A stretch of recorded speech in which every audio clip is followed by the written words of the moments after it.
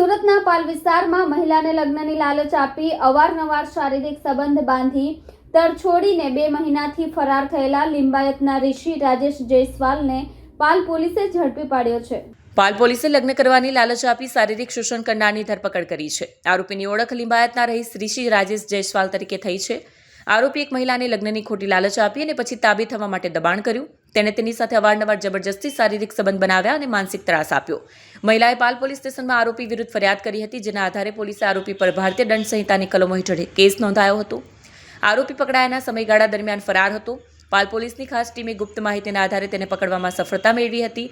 પાલ police સ્ટેશનના inspector Sheetal Shah કેસની તપાસ કરી રહ્યા છે। તેમણે જણાવ્યું કે આરોપીએ મહિલાને લગ્નની લાલચ આપી શોષણ કર્યું અને તમામ પુરાવા એકત્રિત કરી રહ્યા છે અને આરોપીને કોર્ટ સમક્ષ રજૂ કરવામાં આવશે।